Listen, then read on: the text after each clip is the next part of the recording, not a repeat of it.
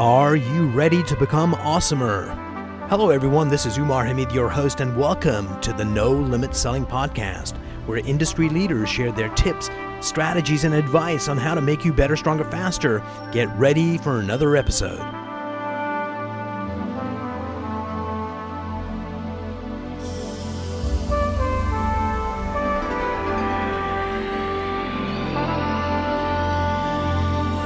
Today, I'm privileged to have Karl Saar. He's a sculptor and artist, and this is the first artist we've had. Karl, welcome to the program. Thank you for having me.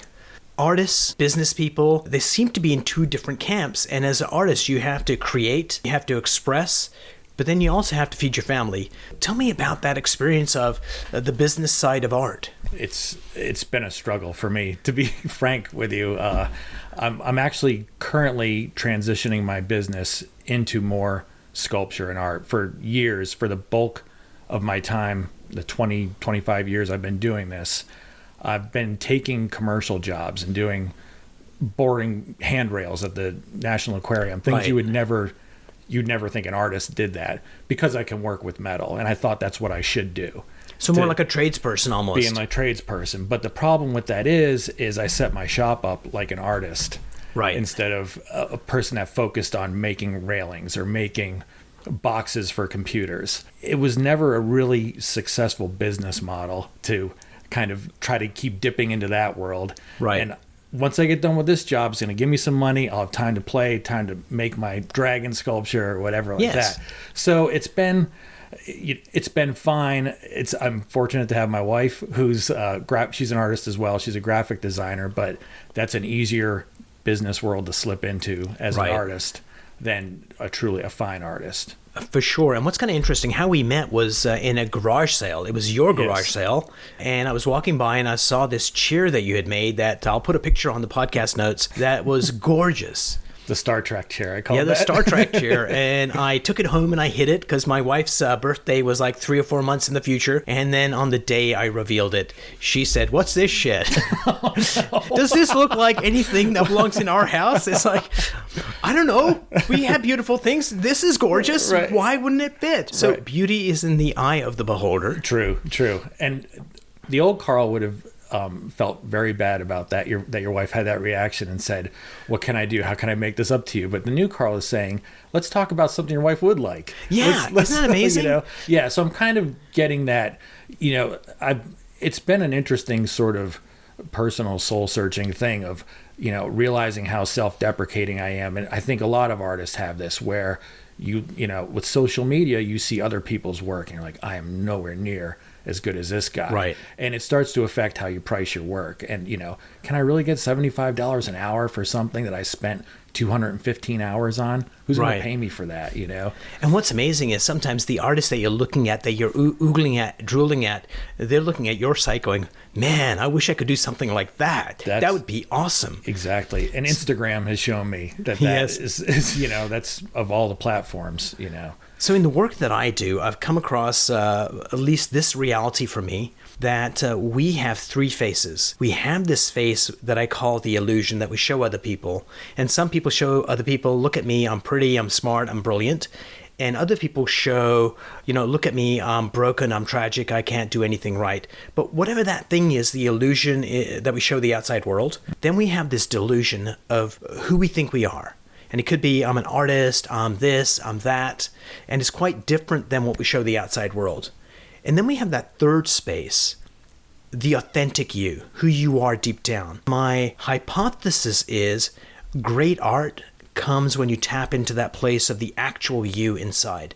Kind of your thoughts on that? Mm-hmm. Yes. Well, I think you just hit it dead on. That's what I've been working on, and trying to not think about what people want to see and just do what I want to see, do what's in me. And it's a difficult thing because this is a part of you that you're putting out there. Right. And Vulnerability. And there's judgment with that, Yes. Why are you making a dragon? Why are you making this piston into a weird, weirdo head? Yeah. Why aren't you doing real art? There's all these kind of stigmas that I think, frankly, I put on myself. I think a lot of people that are successful at this they can turn that off and they're just doing what they want to do. My wife has told me this time and time again. She's said, you just need to start doing stuff. Don't think about it. Just do it and let it come out. And it could be all junk, but one of those things could be the one that you're like, oh, that's, that hit for me. Right. It's very much, how can you stay true to yourself? Mm-hmm. And one of the things that artists have a lot of difficulty is somewhere along the way, they've got it in the head that, true art and being commercial are two different things. Yes. And so money is bad. If you're selling your stuff at a certain price, then you're selling out. Mm-hmm. And I think you almost need to separate those two things and say, how can I create that emotion, that feeling, that idea that's within me, manifest it in the world so people can see, and make that one part of the journey. Right. And then almost have another part of the journey that is, okay, how do we put value on this thing that I created in a way that's fair to me? Right, exactly. Because oftentimes we're our worst enemies. Yes, yeah, totally. There's a quote that says, we've met the enemy and the enemy is us. Right, well, tattoo that on me because I kind of live that every day. But yeah, I mean, when you think about the incredible things you can get for $400, you can go and get a machine that will wash your clothes with any temperature you want and any size and different spin things. And here I'm making this inanimate object that's going to sit on someone's shelf, and I'm expecting them to pay me 15 times that, right. That's the kind of struggle I have. And you can't be like, you have to think, obviously there's a ton of washing machines out there. There's only one drag in the way I'm going to make that drag. Absolutely. And so, but it's still, there's something in there that says, well, you could never do that. How dare you charge like this? What's kind of interesting? You could go and be selling something. The buyer that's looking at it goes, $15,000, and the person that's saying it is thinking, is that all? Right. But the artist is thinking, oh my God, I'm charging way too much. And they make a different meaning out of it. Yes. Our beliefs from childhood define who we are as human beings. Mm-hmm. Your parents, what were their thoughts about art and artists?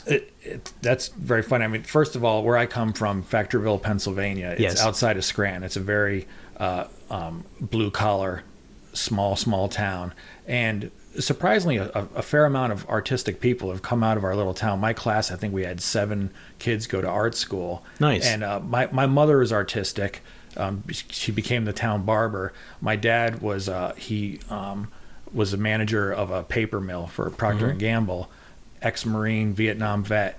And when I was graduating high school, I was deciding whether I wanted to join the Marine Corps or go to art school. And he said, please go to art school. Right. I don't want you to be a grunt or whatever. So that kind of, that gave me a lot of confidence. Nice. Yeah, a lot of support. And, especially coming from him, that was huge for me, and then, so I started on the path, but I think that's also been a little bit of a problem for me, is that having that upbringing, trying to make it into a blue collar job instead of just appreciating that I'm an artist and accepting it and just going for it. I keep kind of pulling myself back to, trying to do fabrication work or things like that. And it's, again, I keep coming back to the struggle that I feel like I'm kind of getting on the other side of now. It's a journey. Yeah. Even when you get to the other side, there's still going to be the next plateau that you need to get to. And that's part of the joy of being human is doing those transformations. And the part that sucks is realizing that you need to transform. Right. Exactly. Yeah. So tell me about a couple of things. Number one, what has been the best sale you've ever made? Something you created and you got this return, whatever that return was, and you went, wow. It was actually last October. A friend of mine's been trying for years to get me to do the Antique Automobile Club show in Hershey. They have 9,000 vendors in the parking lot around Hershey Park. Right. And I was one of them. And I didn't expect anything from it. He said, it's car guys. They're going to love this stuff. A couple of my pieces have car parts that I embellish. And that chair I purchased from you has that disc. It has a brake rotor in it. There it is. So, yeah, there's some great parts on cars that just give me ideas. I went up there, and it's a week. We're living in his van in the parking lot for like a week. And I had a sale a day, little like $400 items, which was great for me. It was like, okay, I've covered my cost of the show. On Thursday, a big storm was coming, and I was fretting like, I don't want my sculptures to get soaked. We've got tarps, and I decided to pull the plug. We drove home from Hershey, and by the time I got home at 10 o'clock at night, I told my wife I'm getting up at 4 and going back to set up. I just For some reason, I feel wrong. I had a feeling, and I sat there the whole day, and nothing happened. So I'm packing up, and this gentleman comes up, and he just couldn't stop looking at this piece I call Billy Brain Bucket, and it was a piece that I spent probably over 200 hours building. He just had to have it, and it was a $7,000 item, but it wasn't the cost of it. It was just that was one that I really kind of took a step out of my normal on. Nice. So I was really excited that someone got everything I did. He totally got everything I did on that piece. He was just like the perfect customer for it. Like, he wasn't buying it just to resell it or whatever. Like, this was a guy that dug it, and it's going in his personal collection. So that was just like a really important piece for me. Nice. And then somehow I started going back into, starting to do fabrication work. I didn't know why I didn't ride that high. Because our beliefs define who we are. And what happens is sometimes people are like, this is not going to work, this is not going to work, and it does work. And they go, you know what they tell their friends? I don't believe it. Because they actually don't believe it happened. It becomes so uncomfortable that they go back to that old behavior because that's where the comfort is. And that's where their foundation is. But the good news is there's technology out there that allows you to identify those limiting beliefs and break through those. And when you break through those, the very thing that was holding you back becomes that part of your psyche that drives you forward in that new direction. And that's what excites me, is that we're at this watershed moment of humanity where we understand how the mind works in an elegant manner that allows us to get spectacular results. Tell me about a particular time where you got stuck. You're trying, the creative juices just stop. And tell me about that and how you got unstuck. That's honestly almost every project that happens to me. It's never, I'll post pictures online and stuff, and it looks like a seamless process. Right. That I had it from the beginning to the end, but I will go through, every sculpture, I've said this before, has its acne-filled adolescence that you're doing something ugly and you just keep cutting it apart and re-welding it and getting it there. So that's the way to get through it, is to sometimes put it away I put stuff down for half a year and then come back to it. And it's constantly in the back of my head. And finally something unlocks and I'll get an idea. Yeah, that happens more often than not. And I had a couple pieces that I wasted time, and I wasted a lot of tools and consumables pushing it. And I've kind of learned to let stuff pile up. The danger of that is, I forget, my friend told me something about it. I think it's called idea debt, or where you've got a lot of ideas started and they're piling up downstairs. I've got a bunch that I need to finish. I keep getting a new idea, starting it, and then I don't know if I get bored or if I get stuck and I put it down and I don't get back to it. So sometimes you get an epiphany to rework something in a magical way. And sometimes you get a notion that this might work. On one of those two things, you get a feeling where you just know this is the right thing to do. Yes. What's that feeling for you when you get an idea and you just get this feeling that this is the right thing to do? And where in your body do you feel that feeling? Oh, boy, that's a good question. Man, that's going deep. Yeah. Yeah. So go down to one of those specific memories where you had one of those epiphanies. When you think of that epiphany, let me know when you got it. Okay. Go back to that event wherever you were and see whatever you saw back then. Hear whatever you heard, your own ideas, music in the background. When you do those two things, you get to re-experience what you were feeling in your body. Where in your body did you feel that knowingness of, I got it? Is it possible that it was in my mind and my heart at the same time? Absolutely. Because it fit. It was an idea. It was a part that I was struggling on. In fact, it was on the piece I just told you about that I sold to the guy. I was trying to figure out how he was, the figure is riding a unicycle that he built out of beautiful antique motorcycle parts. Right. And I couldn't figure out whether to put a seat on it or not and what the seat should look like. I honestly struggled with that for probably 3 days, trying different things in different shapes. And then I just kind of went back to a pun. I sort of went back to motorcycle parts, and there's different engine styles, like a pan head or a shovel head. So I thought, what if he's riding a shovel? And I fabricated this little shovel, and it was like, oh, it fits perfect. It kind of looks like a seat. It's a hidden little joke in there. And I felt really good when that happened. Like, I felt like I have no question that this is the right thing to put on this So sculpture. this is something you should pay attention to. So I'll give you some science in the background, then I'll come make the point, is that in your head you have 86 billion neurons that allow you to think. But you've heard people say, my heart tells me, because there's a 40,000 neurons around your heart. And sometimes we're heart focused and sometimes we're head focused. When you get that feeling in both, that's when you know that the feeling side of things and the logic side of things are aligning. Just look for that feeling again. If you get a totally insane idea, but your heart and your mind tells you it's the right one, just run with it. Right. Is that a common thing or? No, people are unique. I had this stockbroker come in. She was working on some business issues. One day she asked me, Umar, how can I tell the difference between a sense of knowing or just an idea that pops in my head to go get a stock? And I said, okay, have you ever had an experience of knowing something that you shouldn't know? She goes, yeah, the day my dad died. We got rushed to the hospital. My dad was rushed to the hospital. He was in surgery when my mother and I arrived. Sometime during the morning, I knew he had died. And the doctor came in 2 hours later and said, hey, the surgery went fine. But at 8:36 this morning, we lost your dad for 2 minutes. And that's the exact moment she knew he died. Oh my gosh. And said, okay, just like I did with you, go back to that moment, be there, see what you saw, hear what you heard, what did you feel? She goes, I felt this really kind of warm feeling right here when I had the sense of knowing. I said, okay, great. Take a deep breath, let that feeling go. Tell me about another time you had a sense of knowing. And she goes, well, this other time I had the sense of knowing, tells me the story. And I said, okay, go back to it, see what you saw, hear what you heard, notice what you were feeling in your body. She goes, oh my God, it was the same feeling. So now you know. When you get this thought and you're accompanied with this feeling, this is a sense of knowing, and run with it.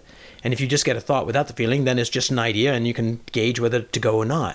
What I love about my work is to give people insights into the human psyche, so they understand, oh my God, this is how this amazing gift, because it's not just the mind, the logic, it's the heart and it's the soul. All three of them combined make us human. And now we have the toolkit to go in and get that deeper understanding. Right. And that's what art is supposed to do, is to help people break through the logic. That thing that you created inspires an emotional response in them. And sometimes the response is, what's this shit? Right, yeah. And other times it's like moving and powerful. Right. And that's the magic of art. And that's an incredible thing to experience from the artist side of it, to move somebody like that, to have a guy show up that you don't know and say, this chair is beautiful, I got to have it, you know, and walk away with it. And it's like, wow, that person liked what I created that much that they, you know, wanted to leave with it. So it's, maybe that's the thing that I'm constantly trying to live up to, that, you know, thing in my head. Every piece has got to be that. And then all of a sudden they become precious and they become this act I need to keep topping, you know, and you get inside your own head a little bit too much. Yeah, because, you know, is this good enough? And I think really the place where, and this is going to be total BS, by the way, because I'm making it up as I'm saying this. That's all right. A lot of art's like that too. There's this state of flow where you lose time and you just are working on something, and it's almost like your logic gets out of the way and your hands are just moving of their own accord. And it's almost like a connection from your heart to the work that you're doing. I think if you can reach that place in the work that you do, then something amazing is going to come out of it. That half the people are going to say, what's this crap? Right. But the other people will be moved. Right. Not only to tears, but to open their wallet. Right, exactly.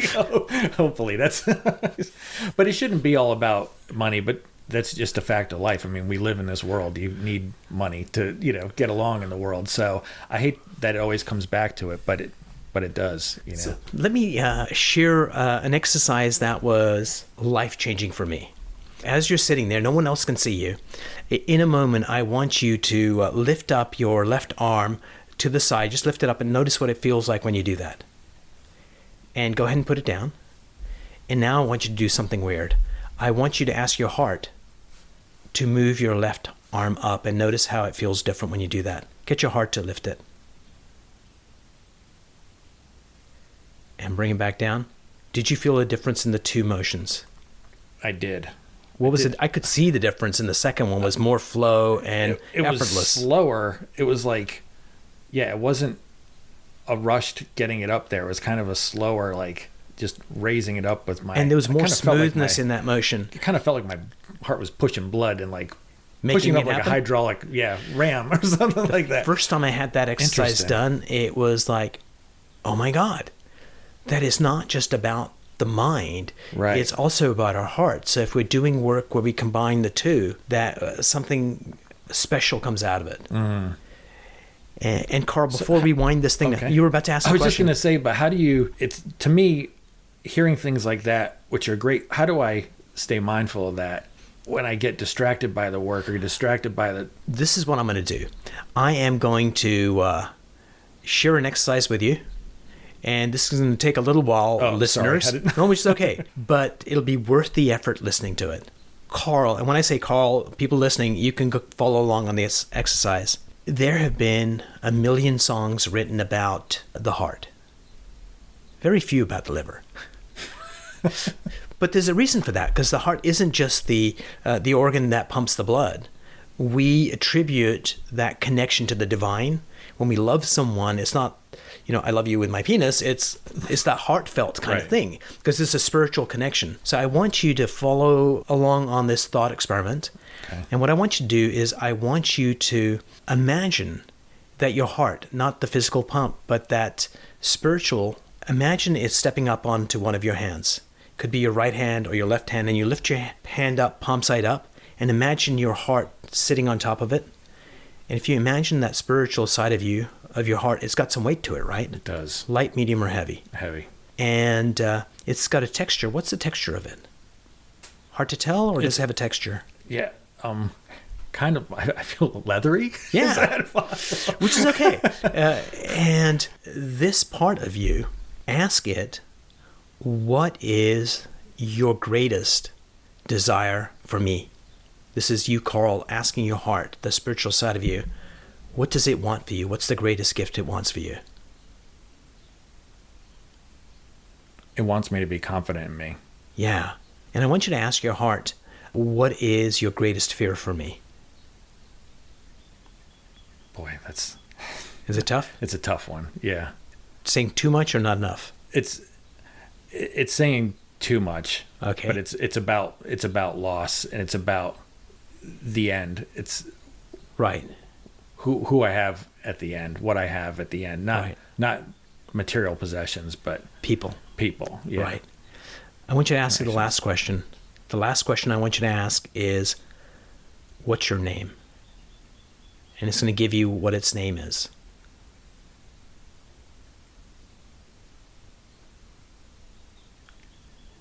Or what name would you like to give it? Don't say Karl Jr. No, I'm not going to say. The thing is, it's not a name. Mm-hmm. It wants to. I keep just seeing the word strength in my head. Let's just call it strength, is what it wants. Thank it, put it down. And now I want you to do this experiment. I want you to say the word strength inside your mind, and notice how quickly your heart says yes. Pretty quickly, right? So the next time you're thinking about a particular problem that you're trying to solve, your mind's going to come up front and center and give you the answer. Sometimes it's not the right answer, or it's stuck. Then all you have to do is say the name of your heart. In your case, it's strength. It's going to say yes and say, what do you think about it? And it's going to give you a different perspective immediately. Wow. And you can take that perspective into your thinking, and almost always it gets you unstuck. It may not be the answer, but it'll give you insights that allow you to get to the answer really quickly. Right. So report back. Let me know how this thing works. Yeah. This is great. I'm going to owe you another chair. Yeah. So I'll tell you one last story on this, then we'll wind this puppy down. I was at a conference in Brazil teaching people humanness, and I taught them this exercise. And as I was leaving the presentation, everyone's really happy except for this one German lady, and she looks really upset. I said, hey, everything okay? She goes, no. When I asked my heart what's his name, and he gave me this nonsense name, it's not a real name. And it's really upsetting. I said, okay. And the next morning I saw her after breakfast, and she's smiling and says, I got to tell you that this nonsense name, I went into Google, German Google, and I put in phonetically what it said, and it is from ancient Germany, like the 8th century, and this word means courage. Really? So it's not a nonsense word, but I've never come across it before, but it gave me something that validated this is going on. Right. That's the juice that keeps me going. Karl, thank you so much for sitting down with me. Thank you, Mar. This has been great. This has been like a therapy session for me. I feel good. If you enjoyed this episode, please go to iTunes and leave a 5-star rating. And if you're looking for more tools, go to my website at nolimitselling.com. I've got a free mind training course there that's going to teach you some insights from the world of neuro-linguistic programming, and that is the fastest way to get better results.